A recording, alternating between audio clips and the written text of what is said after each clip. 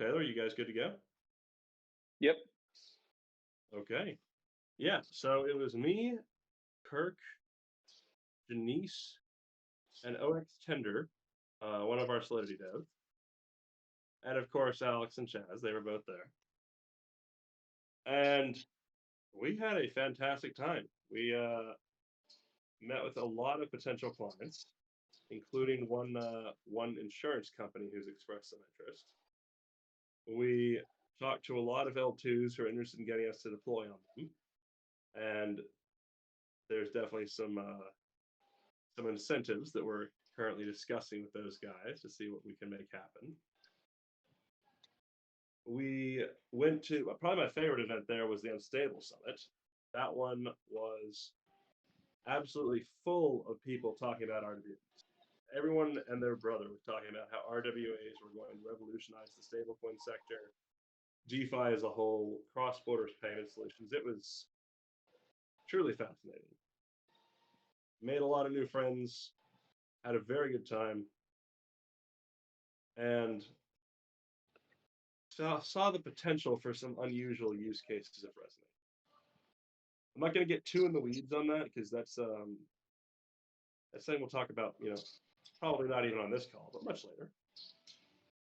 Let's see. We had some meetings with clients we've been in discussions with already and came to agreements on incentives programs that we're planning to put together, mutually beneficial ones. That's unannounced, of course. You guys don't even know who this partner is. The one I'm thinking of, at least. But you'll find out in due time. And then finally, no. I'm not. Are you about to announce? Are you about to drop it right now? I'm not going to give out that alpha. And then we also got together as a team, and I'll go ahead and share this photo. Though I want to say I'm not gonna paste the photo, but I'll go ahead and share my browser just so everyone can see it. I think I can do that in a community call. Yeah, I can. Okay, good.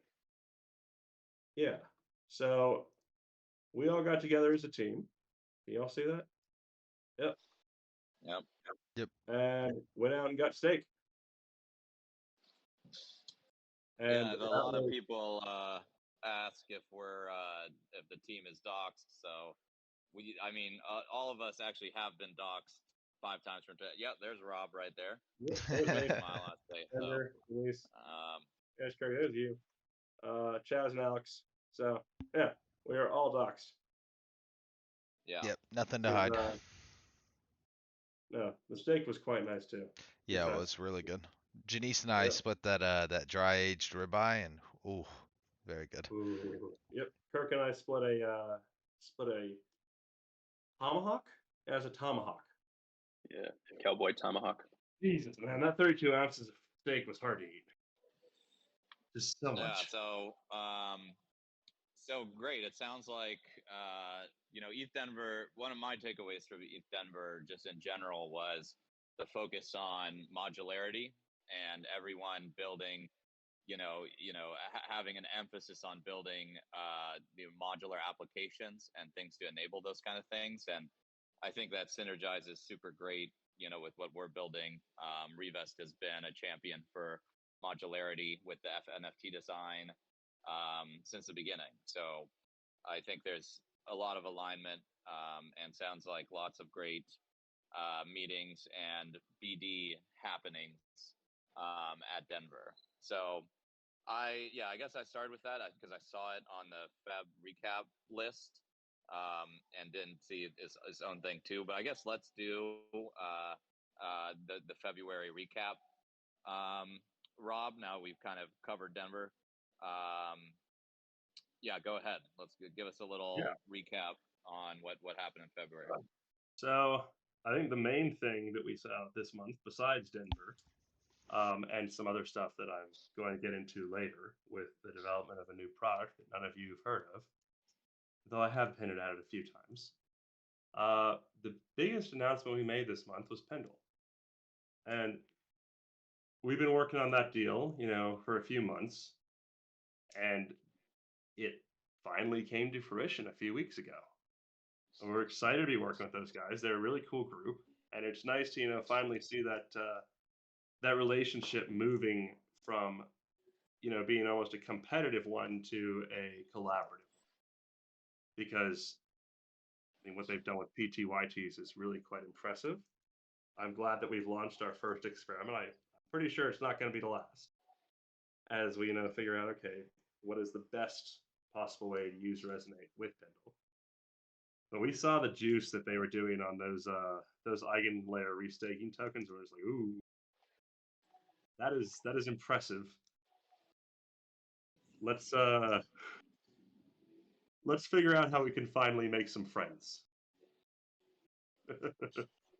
And given a relationship that we've been kind of developing in the background with them, this was just the ideal time to put that out into the front. So I'm happy with how that played out. The other thing that Bears mentioned, we'd hoped that we'd have a bit more TVL active by this month. Unfortunately, the insurance company who we have a signed letter of intent with, they're going through some internal restructuring. So I wish I could say that deal was full live, but unfortunately, that's delayed until the lawyers finish doing whatever the lawyers are doing. So likely we'll be seeing that sometime in Q2. I don't have a firm timeline on that because as much as I'd like to make lawyers work any faster than lawyers work, lawyers don't like to work fast. So we're just waiting. That's coming down the pipeline, and I hopefully will have more good news on that soon. But in the meantime, we got some more stuff to share with you guys. Yeah, and I believe we do have an announcement actually that will be very related to TVL number go up at the end of this call. So everyone stick around for that. So these major companies, these insurance protocols, these TradFi hedge funds, we've talked about it before on community calls, but they have really long onboarding cycles, right? And there's lawyers involved, and there's all sorts of shit going involved. There's internal controls and processes that have to get passed, and so that's what Janice spends a ton of time on, and working on that every day. But those things just take time. Our focus at Revest and Resonate has always been on the big fish, on the institutions, and getting that major TVL, and they're also kind of the most logical users for a lot of the products we've developed, particularly for treasuries. And so those onboarding cycles take a long time, and we do have the LOIs and the MOUs right in place, at very high numbers that I think has been shared before. But it's going to take time for those guys to onboard. But in the meantime, the team has been working on a number of other very cool stuff, and I'll save that announcement to the end. But I'm pretty freaking excited about that. Oh yeah. So anything else, Rob, for February? I mean, we can move on to the funnier one. Oh yeah, what? Yeah, so tell me about it. I don't actually know what happened there. What is? Okay. Yeah, you weren't around that night. ETHDenver was, and a few others. But long story short, we got hit with a DDoS. No one in the community knows about it. We did? Oh yeah, Revest. Revest, right? Oh. App.revest.finance in specific got hit with a pretty massive DDoS. It was from a hacker who called himself Mr. Hacken, and he showed up demanding payment for a quote-unquote bug, which was really just that Vercel, our provider, does have a limit on bandwidth. So if you DDoS a website, you can drive people's bills up into the fives, tens of thousands of dollars quite easily. Yeah.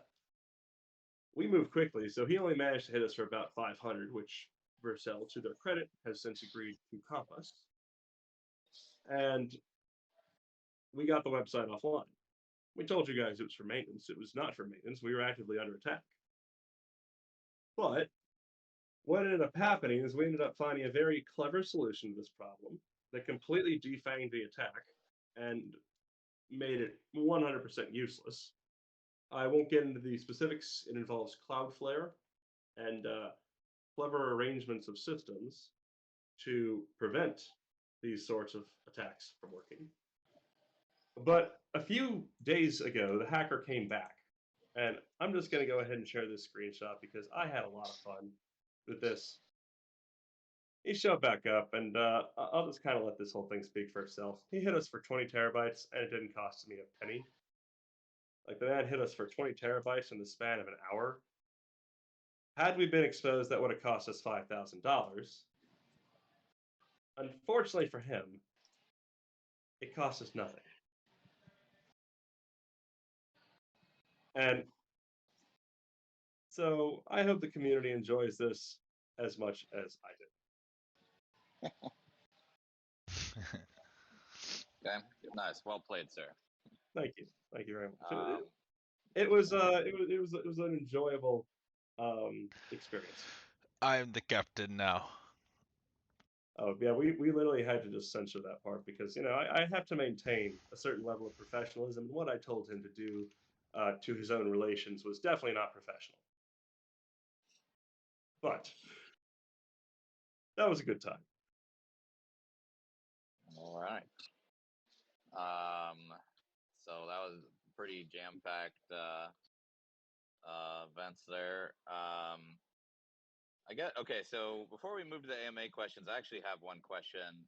Can you talk a little, because I feel like someone's going to ask this.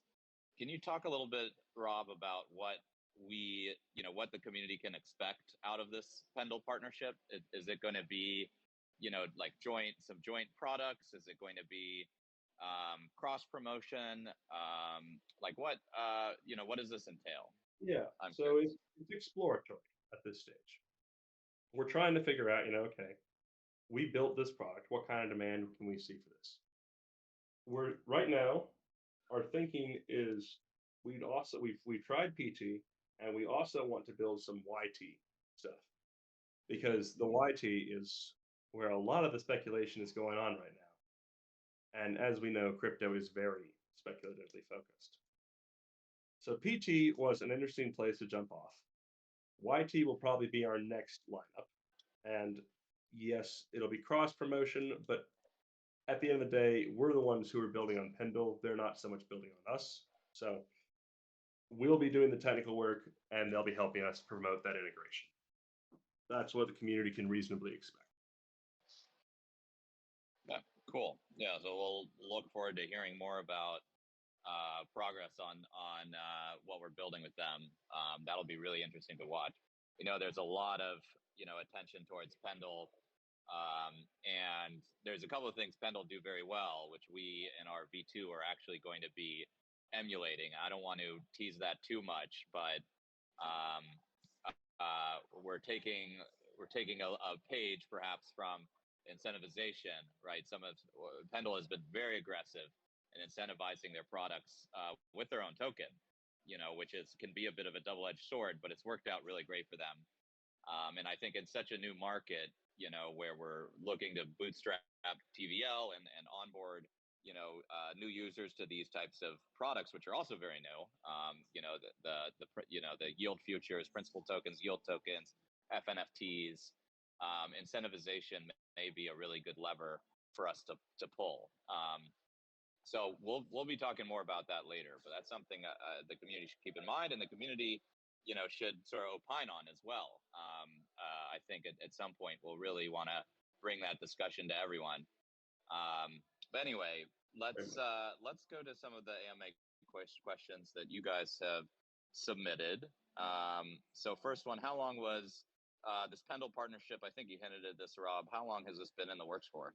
It's a few months. It started earlier this year, right around the turn of the new year, to be precise, and we just finally got it out. Awesome.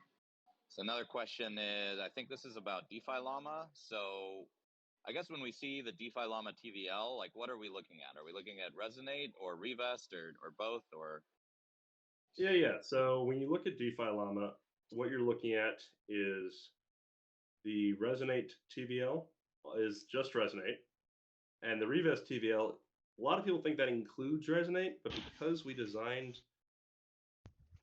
Resonate with a different storage system than we use on Revest, it's the same it's the same reusable smart vaults, but it's custom to Resonate rather than included in Revest. The storage system doesn't actually track anything in Resonate under Revest, so they're mutually exclusive. Got it. So what you're saying is that DeFi Llama, like, I guess just answer the question simply, like, with what TVL is included in the DeFi Llama view? So if you go to Resonate, that's the TVL in Resonate. If you go to Revest, that's the TVL. Okay, so they're on separate. They're in separate line items. Okay, got it. Cool. Another question: can we update circulating supply on DexTool, CMC, CoinGecko? Are those not up to date? I thought those were accurate. Alex, you want to kill this one? Yeah, CoinGecko should be. We just talked to them the other month about getting added to the RWA category. And then let's see, CoinMarketCap. I don't believe we even have a contact at CoinMarketCap, but I'll reach out and make sure that that's good. Fantastic. Yeah, I think the numbers on, I don't know who asked this question, but I've been using CoinGecko for, since I started tracking this project way back. And I think the supply numbers have always been accurate. We did just get added to the correct category for them. So now when people pull up RWA projects on CoinGecko, we're going to be there as we should be. So that's good. That's great. And Alex made sure that got pushed through. So thank you, Alex. But yeah, if you have questions about circulating supply, that sort of thing, don't hesitate to ask, but should be accurate in CoinGecko. Okay, interesting question here. Will you be able to meet all your deadlines without Mr. Traub, Rob? Yes. So earlier this month, earlier in February, yeah, it was early February, our senior developer left for greener pastures.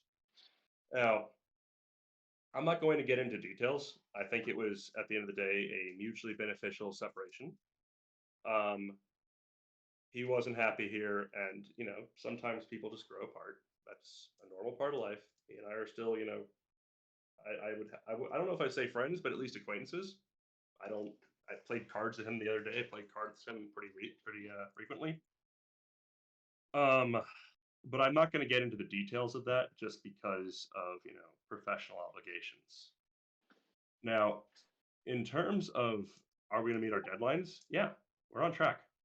I'm a developer myself, and I think a lot of the community doesn't know this or forgets, but I was the lead developer for Resonate. I was heavily involved in the development of Revest. I've just stepped back into that role, and me and the other two developers on our team, we've been handling the deadlines just fine. We are actually, I will say this, so that I can get back to being just a CEO. We're in the late stages of bringing on an additional senior dev. So we will be bringing in a new hire fairly soon, and we'll have more to say about that probably next week. Probably next week. Okay, cool. Yeah, I wasn't aware you had someone in mind for the role. I was actually gonna say, to the community that's here, right? We and I don't know, I think we should still say this. Like, if you have someone in mind, if you know someone that's a very talented dev, that might be good for this role, please DM Rob or Matt, and let them know, share their resume. We would love to source someone, as always, from within the community or from within DeFi. But like Rob said, this is a team of so let me just say, Traub was a super talented dev. I know him personally as well. He's contributed a lot to the project, of course, but like Rob said, the team is really jam-packed of people like that, very talented devs, including Rob, of course. So nobody needs to worry. I think we are on great terms with Traub, I would say. And he's still very much in our Atlanta community, and we wish him all the best. And I know he wishes us the best too. I know that from talking to him. So we are going to meet the deadlines. Work is going to continue. Nothing big will change, but we are looking, for talented people to join, this super exciting project on the forefront of $1 trillion addressable market opportunity in DeFi. So if you know people that would tickle their interest, or if it tickles your interest, please send us a DM. We'll take a look at your resume. So, okay, let's go to the next question. Let's see. How many? There's a good one. How many Twitter graphics have yet to be solved? And this person also says, by the way, good job with this teasing. I wait every day for a new one. So we have a fan of your Twitter puzzles, Rob or Alex, whoever's doing those. How many of them remain unsolved? Community wants to know. More than a couple. Yeah, Benko makes those as know. well, so I just want to shout out Benko for making the mysterious cryptic images. More than a couple. Can't share more than that. Wait till the end of the call. Yeah, and shout out to, I think I saw him on the call. I don't have the list in front of me, but shout out to Professor X, if you're here, who's our #1 solver of these ones. So, and I think, if I'm not mistaken, the announcement at the end of the call is going to be potentially a solution to one of them, which was tweeted out a while ago. It will. So, The Pendle stay one. tuned The on Pendle that. one. No one solved the Pendle one. We put up a dang poem about the Pendle one. Oh, the Pendle one, right. That was like the when poem. we post like the solve to one with it that is like the answer, we should like tell people so they're not still trying to solve one that already got announced. Like some of them are just way too cryptic. But then again, some of the ones Professor X was able to solve, like blew my mind. So, sometimes they're too cryptic, sometimes they're not cryptic enough, sometimes they're just enough. But the Turpin one, I like that. That one's fun. Yeah, the Turpin one was incredible. I didn't like that blew my mind. But anyway, so I'm glad the community likes those, and we'll keep doing that. It's a fun way to play with exciting announcements and all the in progress work that we've been doing. All right, let's see. Will we see some post about Revest from Michael Turpin, or maybe he will join us in a community call? I don't think he'll join us in a community call, but maybe he'll post. What do you think about? Or can we get him to do a little post, Rob? He'll talk about us. We're not at the point where it makes sense, but he will. And for those that don't know, Michael Turpin is a real titan of crypto. He throws a conference called Coin Agenda, which there's like 3 or 4 of them per year, and it's a smaller, more exclusive conference. He happens to own Michael Tyson's old house in Las Vegas. I know that because he hosted a bunch of us there one time. So this guy is a real heavy hitter. He has a background in media and communications.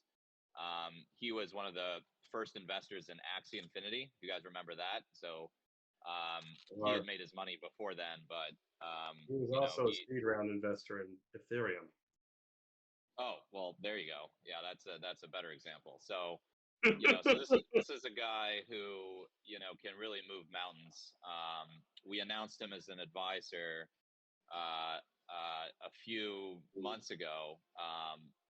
And, but I guess I would say, he hasn't really given us a ton of, we haven't super engaged that relationship yet, I would say, Rob. And I think we very much have. Okay. We've been called. He's got good advice for us. It's not something we really discuss in the community because it has to do with Yeah, I know that. Okay, yeah. One thing I know we have run by him because you told me this was about Revest V2 and our tokenomics. We chat with him. I think he was super positive about that, so that's really great. But stay tuned. I guess what I'll say then is stay tuned for more coming out of that partnership. But it's a great. Puts us in a really great position, and I don't think people really appreciate how big of a partner Turpin can be for us. So I'll just leave it at that.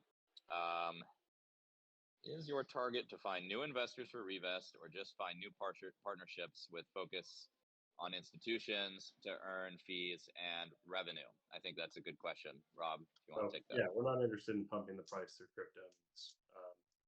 This isn't a shitcoin. We're interested in building a business that actually makes, revenue. And if you're looking to see, why aren't you trying to, just market this thing on Twitter and get people to buy Revest? Well, that's not the goal. If we succeed as a business, a rising tide lifts all boats. But our goal is not to just push a token. That's honestly a little unethical and a bit scammy to me. So, not interested in that. Don't mind, I like building tokens. I like building token designs. I like, I personally am the largest holder of the token, so I like when number go up. But when I make decisions for this organization, I'm not making a decision because I think, oh, it'll make number go up. I'm making a decision because I'm thinking it will, satisfy the mandate of being a revenue producing business. Yeah, and I think to comment on that sort of sentiment, I don't think we need to do any work finding new investors for Revest. Anyone that's been paying attention to the on-chain activity, the Etherscan, right, has seen that holders have been going in one direction, right? People, we're at I think 6,600, 6,700 token holders, where and that number has been up only every week. Okay, so the investors are finding us, right? People that are interested in our project are finding us. A lot of that is thanks to the people on this call, and the people in the community who take the time to do threads, who take the time to share their excitement or share what they're excited about when it comes to this project. So we love you guys for that. It's working. Okay, we are getting more and more people that understand what we're doing, and even care enough to buy some tokens, right? That's awesome. So I think this is working great, and I know that look, we're in a early stage project in crypto where there's a ton of volatility. So I hope everyone here just comes to expect, that there's going to be volatility. We're not going to be up only all the time. But I think that, what I look for, I think it's a really great sign. We've been adding a ton of token holders, even as, we've had some sell pressure on the price, for one reason or another. I think people are finding the project. People are seeing the value in the project. People have this project on their buy lists, so it seems. But it's gonna be volatile, right? Sentiment flips one way to another. Right now, everyone is all about ETH and Bitcoin, which are just going straight up, and so that sucks a lot of oxygen, from the rest of the project ecosystem. But that'll flip back, right? Everything sort of moves in cycles, some shorter, some longer. I think we've been consolidating, the massive move we had late last year for a while now. I'd say a healthy amount of time. And I know I'm watching that closely. I'll just say I can comment a little bit more on the token price than these guys can, because I'm not actually on the team. So I'm being a little just free with my thoughts. Keep in mind, this is none of this is investment advice. But I think when it comes to investors and finding new people, I think we're in a great place. And a lot of that's thanks to you guys. So and everyone here. So, okay, let's do one more of the question. I think this is a good question. Is there any considerations to have Revest, the token, available on any other chains or dexes? For example, a layer 2 or something like that. So I've considered layer 2s. The problem that we run into when we, move token to a layer 2 is really without the staking system, there's no point of having it on there unless you just want to buy it. But even more so, it fragments our liquidity. And that means you have sharper price movements, you have more arbitrage, you have more people basically just running off and making money by arbing those two pools without really contributing much of anything besides maybe getting fees down. I mean, even yesterday, we were seeing $25 fees on arbitrage. Layer 2s are no guarantee of lower fees, and most of the time, what I tell people is just go use CowSwap.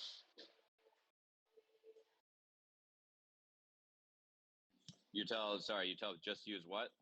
CowSwap. Lower gas, solver-based architecture. You make an approval, you sign a message, and you can just keep trading Revest. Quite straightforward.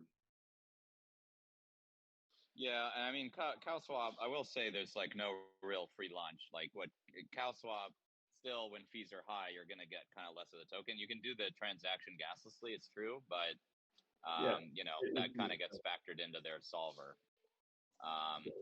So I think, I mean, you make a good point that L2 fees are also very volatile. I do think it's a good question as somebody, because, you know, we might be in a situation, we might just be seeing the beginning of higher ETH fees, right? Mainnet could become just crazy, right? And we all know that that can happen. It's starting to happen sort of now. We do know we have a lot of small holders, I think, in this project who just can't be paying, you know, 10% of their position in a swap fee. So I think it's something to keep in mind for the team, you know, maybe thinking about getting some liquidity on an L2. It's not, obviously it's not a priority, but presents itself without having to split our mainnet liquidity. I'm interested. But if I have to split our main liquidity, that doubles our volatility. Right. So, yeah, so there's some room for creative solutions there, and I think it's something we should keep thinking about. That's all I'm saying. Okay, so oh, sorry, do you have something else, Rob? No, I think we're ready to move into the I wanted to touch. Yeah, I wanted to touch on LTIP really quick, Rob. Please. Yeah. So if anybody's unaware, so Arbitrum has launched the long-term incentive program pilot. I think they're giving out 45 million ARB to various projects. So we're involved in LTIP in two different ways. So we did announce earlier in February a collaboration with Kinto, which is an L3, you know, built on Arbitrum tech stack. So they have submitted an LTIP proposal that includes Revest Finance as a possible recipient of some of the ARB that they would receive through the LTIP program. So please, you know, go take a look at their proposal. Feel free to post some words of positivity. All that goes a long way to kind of showing the grant council that you know, that people want, you know, the proposal to pass. And then also, as of 2 days ago, we also submitted a standalone proposal from Revest Labs to incentivize a couple of our products as well. So please, you know, go take a look at those. We can circulate the links for those, but any words of encouragement from the community would be greatly appreciated. So, thank you. All right. Awesome. Everyone get in there with that? Announcement time, sir. So, everyone, go ahead and if you will direct your attention to Twitter or X, whatever you want to call it, you will notice that we just posted a new tweet announcing Redux. So, let's go ahead and announce. Redux is our AI-driven trading algorithm, and it is a vault-based system. So, long story short, we built an AI that trades perps long short. It is doing numbers, and we are going to be piping money from Resonate into that, and potentially even opening it up to the public at some point to allow people to make much higher returns on treasuries and similar low-risk assets in a principal-protected high-return fashion. With Resonate right now, we've seen the problem that when people get the upfront yield, they don't quite know what to go do with it. So we built Redux with help from our partner, ETHDenver, who I'm going to invite up to stage. Some of you noticed we just added him to the server. How do I invite? There we go. And we have built this system. It's been live and closed alpha for the past month. It is working at currently around 100% APR. And in theory, it is capable of much, much, much higher numbers. I'll go ahead and share two of the backtesting charts, and then I'll let ETHDenver kind of go through a deep dive on what it is, how it works, and eventually how you can get access. But for now, let's just go ahead and take a look at some of the back-tested returns.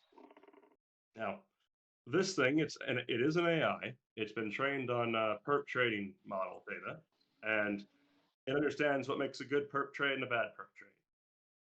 it opens long short positions at fairly high leverage and closes them when it either starts to lose or has been winning for a very long time.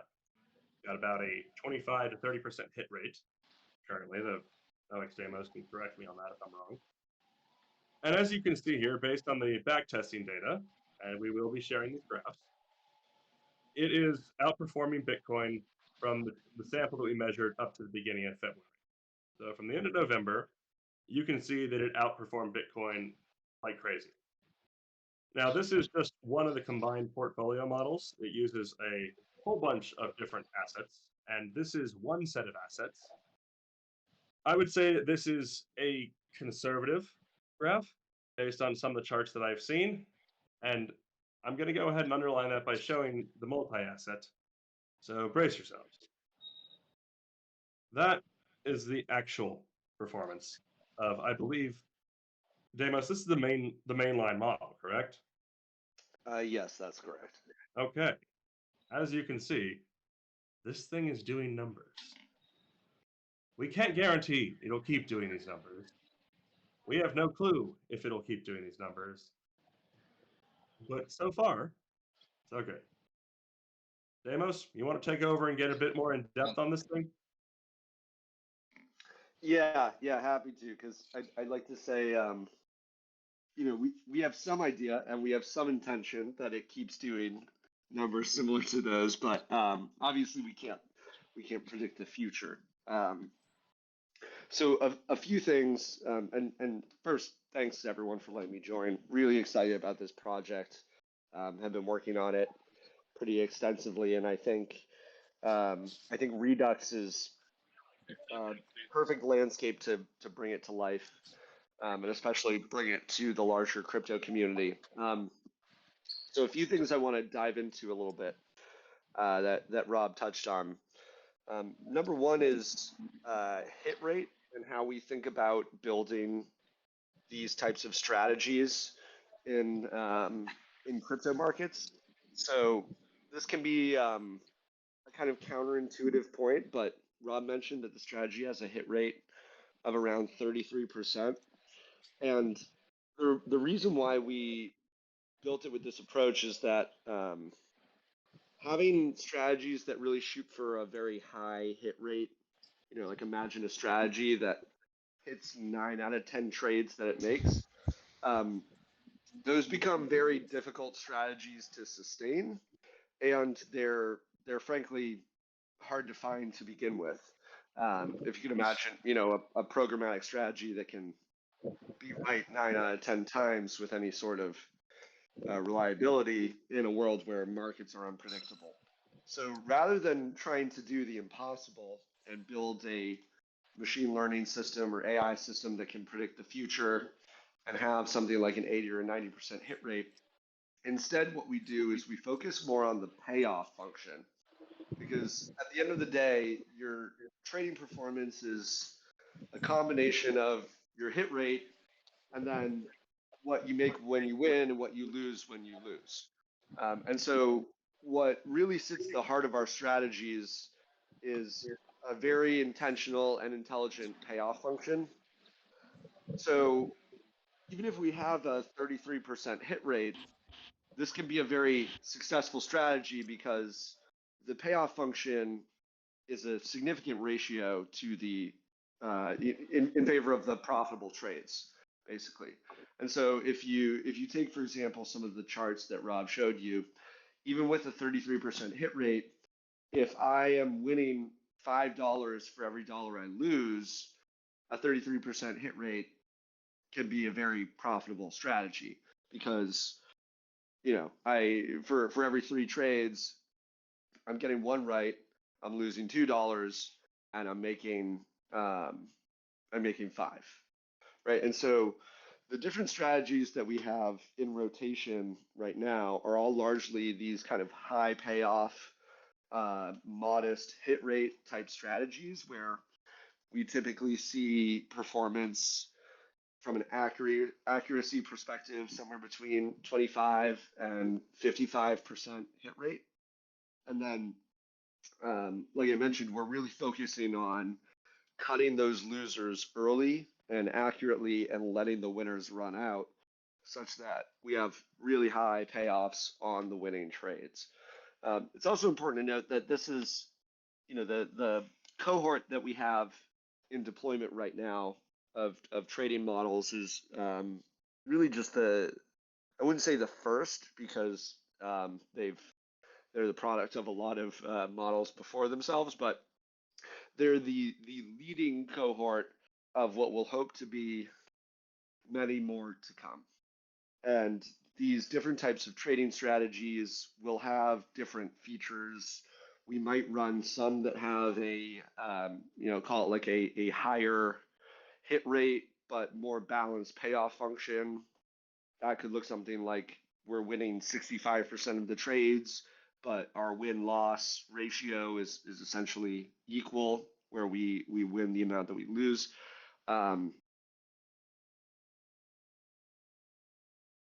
Did we lose him? I think we lost him. Yeah, we lost him. Well, dang, I'm not going to get to ask him because I just now noticed the Y graph labeling. Oh, there he is. That's ROI, not APR, and I need to know. I really need to know. Can you guys hear me? Yeah, is the Y graph here, that's ROI. Is that an annualized ROI or is that a rough ROI? No, that's dollars invested and dollars returned. So that's not annualized. That's not annualized. That's the net performance of the trades that we took from the beginning of the chart to present. So obviously leverage helps here, but like I was saying, right, like you see here where the winning trades vastly outsized and outpaced the losing trades, even on the chart. Those of you who understand simple division, I hope you understand what that means. So, the goal, like I was saying, is ultimately for us to have a collection of these where strategies like this one, maybe strategies with a more gradual equity curve that take a lot, they would take a lot longer to get to this kind of return figure, but maybe a smoother slope. And ultimately, through Redux, have the ability to offer these as products, as investment opportunities that you can access permissionlessly via Vault system, rather than what I would call the old way, which is having to have enough capital to get access to institutional investments. So just real quick, by way of background, that's essentially, my past life and what I've spent a good chunk of my career on is building these types of products for institutional investors. And the challenge there is, if you're not accredited, if you don't have $1 million net worth, highly liquid portfolio, oftentimes products like these it's not something you can ever get access to, because it's designed for institutional investors only, and you hear things like that all the time. So what's really exciting to me about Redux too is just the ability for regular people to look at products like this, decide if they're interesting or relevant to them, and then if they want to, make investments into those products through Redux, because at the end of the day, I think everybody should at least have the option to find strategies like this, put money, allocate towards them, and other strategies that you typically might not be able to get access to as a regular person in a regular financial system. This, to me, is one of those moments where crypto really shines in its core value props, in terms of everyone should be able to have access to the same types of investment products, and one person's set shouldn't be special compared to the other person's set just because they have more money or access to exclusive investment strategies that aren't offered to the broader market. Yeah, that ain't amen, sir. I just want to jump in and say I mean, like Deimos It was mentioned, beautifully said. I'm in tears. Really, I'm just going to say that out loud. Yeah. This is really core to the DeFi ethos. But I think a lot of people might be wondering, like, what the hell does this have to do with Treasury RWAs? What the hell does this have to do with the other things that we've shipped? And I want to answer that question because, and Rob alluded to this, right? When these TradFi institutions, right, come in and get their forward yield on their treasuries, right, they don't really know what the hell to do, right? They're new to DeFi, they're new to this ecosystem, they've just gotten this forward yield on Resonate, and so they're on Resonate, right? And so this is kind of the key, right? We have a unique opportunity here, a very large opportunity, right, to be kind of the first thing that these large institutions see, right? And so they're going to have a menu of options of where do they want to, okay, they've gotten their forward yield, where do they want to deploy that? What kind of things do they want to do? And this Redux product represents sort of the first offering, right, on that menu for them and for everyone, right? I mean, we're not going to restrict it just to people that have tokenized yield through Resonate. We're going to open it up, to everyone and really get TVL in. And I think it'll do that, because of the numbers you just saw. I can't wait to put some money into it. I'll say that. But we're going to be on that menu soon. Okay, great. Well, I was going to ask that question. You knew I was going to ask that question. Oh, absolutely. Beta will be closed at first. But I hope that makes sense, of why we're doing this. Like this represents a first sort of offering, a higher risk offering for the TVL, for the dollars that come through the platform and that are on the platform looking for something to do. And then, like Deimos mentioned, right, there will be more offerings, right, that we put on. So you'll have kind of a high risk vault, you'll have medium risk, low risk, you might have other types of stuff, right? But we want to be kind of that menu, right, that people look at and put in their forward yield into, and that translates to TVL for us, which translates into fees for everyone, for everyone here, right? So I think that's why this is so significant, and it's a huge step in towards realizing our vision, and I'm pretty excited about this. So I wanted to say that I'm gonna have to jump now. But Rob, maybe you can talk about the timeline. We're gonna go ahead open beta and timelines for fees, and we're gonna take some questions from the audience. Thank you so much for coming, Shahar. Always a pleasure to have you. Thank you guys. Great call. Thanks everyone. Thanks, Shahar. Take care. Bye-bye. So, Gotcha. Thank you. now I'm gonna have Alex. You'll handle the questions from the audience, but I'm gonna go ahead and answer a few real quick. So, do our votes take performance fee? The number that we've been batting around is 30 to 40% performance, 0 management. I will leave y'all in this call to figure out what that means in terms of fees and in terms of the numbers we just showed you, because you'll probably come to the same conclusion I did, which is volume plays are good plays. Now, is this a Revest product? Yes and no. This is a collaboration with Deimos. So this is a 50% Revest product. It is very much a collaborative effort. It is going to be a large part of the Revest ecosystem, and it fits very neatly into our vision of a unified asset management platform, where you can have the sorts of offerings, the variety of offerings that you do in the TradFi sector, all unified in one place, with multiple Legos serving as the building blocks of more complex offering. Resonate is one such offering. Redux is another such offering. And you can bet that there will be more such offerings. So that vision is off in the distance, but this is the next big step toward it.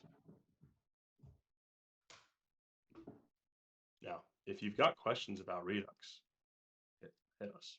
We are more than happy to answer anything. Those are the first two I saw, so those are the ones that have gotten answered. But if anyone has any additional questions, we're happy to delve into details.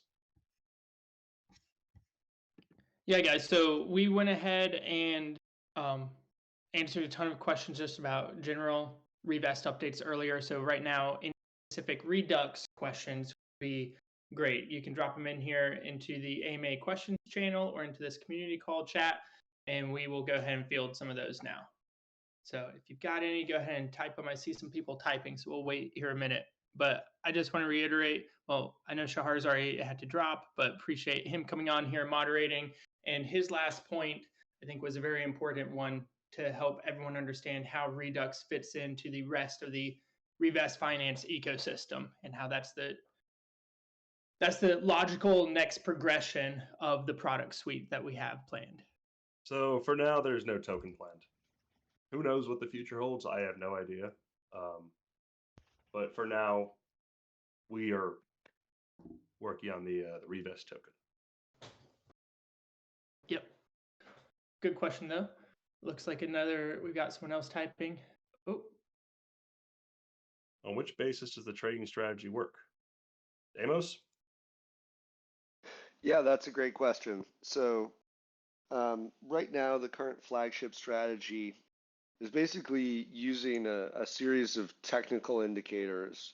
So it's often a misconception that these types of strategies involve like highly complex data models and data systems that might be really esoteric that only a few people would imagine or conceive. The reality is the best types of strategies are often quite simple. They don't have a ton of indicators or mathematical quantified systems powering them. They have a few very important ones that are reliable. And so that's essentially what we've done. We've taken a very large data set of trading activity, and we've used it to understand how some of the most common and most prevalent technical indicator tools could be fine-tuned to the crypto market. And so a simple example of that is something like moving averages, right? Moving averages are a concept that a very large number of traders are familiar with. It's exactly what it sounds like. It's a rolling average that maybe looks at the last 10 periods, 20 periods, 28 periods, however many you might select. We're just taking the rolling average of those periods and looking at the price over 28 iterations of them, or 10 or 20. And so where this gets really interesting when you can get your hands on massive data sets is you can start to find the patterns that stand out with a higher degree of prevalence, right? Because ultimately, when you have lots of traders looking at things like moving averages, they can have a potential of being a bit of a self-fulfilling prophecy almost, where if every trader is looking at the 200-day moving average and Bitcoin hits it and bounces off of it, all of those traders looking at that 200-day moving average are going to say, that's my signal to enter my trade, or something like that. So what we're doing is we're essentially looking at the markets around some of these very large crypto assets. And then what we're doing with our AI system is trying to understand how people are trading those markets. And essentially trying to get the major moves, or like the thrust of the crowd, if you would, right? And so with this, we don't need to be right. We don't need to sell the Pico top or time the generational entry from the bottom, because what we all know to be true with crypto assets is they can move very hard. They can move pretty dramatically over a relatively short period of time. Just look at, November, December of last year. Just look at the last few weeks. And with a little bit of leverage, those moves can be incredibly rewarding or punishing if you're on the wrong side of the trade, frankly. But with leverage, those trades, when compounded, can have a really dramatic effect on a portfolio. And so this comes back to my initial point of, rather than trying to hit every trade, we're trying to be in the right ones where, we're able to capture a significant move that is going to extend for multiple periods and not just be kind of this like high frequency back and forth chop trade. We're looking for trends, and the way we're doing that is by trying to understand how the broader market is looking for trends. And so this allows our system to be a little more adaptive, and rather than saying like, okay, we're going to look for that 200 moving average, knowing that that's how people tend to trade, and instead we're taking a more abstracted approach where we're saying we know there are systems by which many traders trade. How can we identify those systems and fine tune that identification process so that as those systems change, our system changes as well? Absolutely. So it's kind of a long-winded answer, but I think helpful to understand how we think about these markets, because for me, when I was really thinking about how Redux ties into the larger Revest ecosystem, it's like we need to lead with something like this, because if some large forward seller of yield is looking and thinking about how they can do the most with that forward yield once they have it, we can't just offer people the same thing that they could get from like Athena Finance or restaking on Eigenlayer. Like we need something novel that can outperform what I would call typical activity yield. And so that's where like trading activities at the end of the day are going to be one of the few true sources of high performance where we can generate significant returns, and it's from a meaningful and legitimate mechanism, right? Like we're not rehypothecating assets 7 dozen times to get some absurd yield on Eigenlayer. We're not trading unbacked dollar coins to get absurd yields from something like Anchor Protocol in the days of yore, right? We're trading perpetuals on assets that you all know and understand. And when you have a 5% move in a market that you can take 5, 10, 15x leverage on, all you have to do is a little bit of math to understand how trading in those markets can be incredibly lucrative, and provide that novel return opportunity that someone's not going to get just by going to your typical DeFi yield protocol. Yep. And Well as to where, I feel like I should answer this one because on us. Since we've been doing a lot of the technical infrastructure, the answer of where does it trade is it's currently active on Arbitrum. That is, we're using those well-known perp dexes over there, primarily gains, but also GMX and MUX, to power the trading of this system. In the future, we plan to expand to a whole lot more. But for now, that's where we're sitting. Yeah, Robin, I think there was also another question around which cryptos is it actually, which assets? Do we want to share some of that as well? Primarily. Yeah, so I can jump in there. Right now we're trading a handful, I want to say like 5 or 6 top alts. So to Rob's point, we're trading on Arbitrum. We're looking for the most liquid markets that we can get access to. So that means things like Bitcoin and Ethereum, obviously, but then also other major liquid alts. Think like, Arbitrum, OP, Avalanche, Solana, right? Like typically we're looking for things that are in the top 20 to 30 tokens in terms of trading volume and liquidity, because we don't want this strategy to be derived from some tiny market inefficiency or from trading some hyper illiquid token that nobody knows about, because at the end of the day, those strategies are usually pretty fleeting. And instead, right, like if we can build something that can trade Bitcoin or Ethereum really effectively, we can keep ourselves busy all day just with those 2 assets.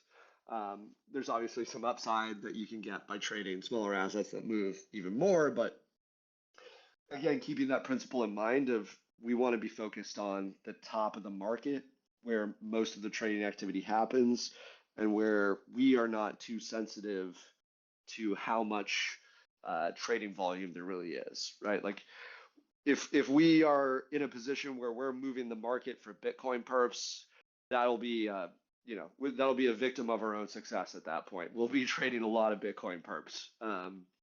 And so just to kind of circle back on the question that Rob answered last, I think that's another really interesting thing about this is that if we do this right and we can really scale this effectively, we become a flywheel for this whole perp dex world, and ultimately it's a positive for everybody because they want more trading volume, and we can be an engine for that trading volume.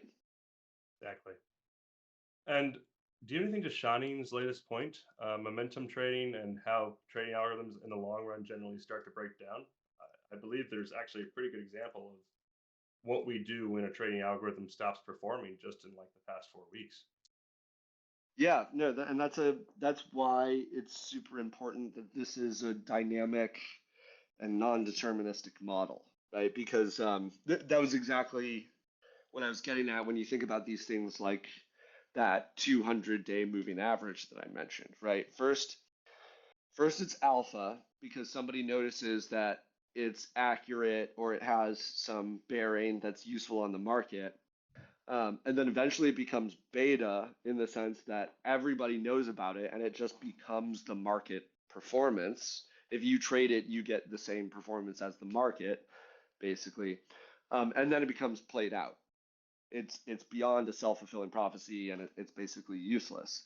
You have people counter trading you, and if you do it, you will lose, not even be late to winning. And so that's why having a non-deterministic model like the one that we do is really important, because basically what it says is that there's never going to be a silver bullet.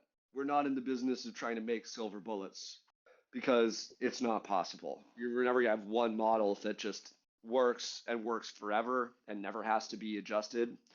It's not realistic to think that we could. So instead, having a framework for refining those models over time and allowing them to be responsive to how they are performing and how accurate they are relative to the market makes us a lot more robust and a lot less fragile, because we can adapt, and when our model that was working great is no longer working great, we have a system in place to essentially replace it with higher performant models that are successful. And that's how we build something that can be sustained, right? Rather than trying to find that one size fits all magical model that doesn't actually exist. Yep. It's important to have that framework. They get benched, and then the shiny new boy gets put in the game. Exactly. And for all we know, that one that was benched might come back into vogue 6 months from now. We don't know, right? But it's not our place to try to predict the future. It's our place to apply the data and be intelligent as we make decisions about how we should proceed, right? So to Rob's point, if we have a model that's underperforming and we have one in our bullpen that's thriving, in that situation, it's pretty straightforward what we do, right? We bench the one that's underperforming and we replace them with the one that's thriving. But yeah, having a system to do that is really the magic trick, rather than trying to find like the end all be all of models, because I can tell you right now, they don't exist. It doesn't exist. There will never be the perfect quant model that never needs to be refined or adjusted. Well said. All right. I think that is probably about what we got time for today. Deimos, thanks a ton for coming. And thank you to the rest of the community and team for being here. This has been absolutely fantastic. We'll be keeping you guys updated with progress on Redux as we move from our closed alpha into our closed beta in the coming few weeks. From there, eventually, we will be slowly making the move towards an open beta. Though, I promise you, at the very beginning, this is going to be very, very tight, difficult to get into. But as time goes on, as we become more and more confident, there will be opportunities. So, I think that wraps us up for today. If there is nothing else, thank you all so much for coming, and have a great afternoon.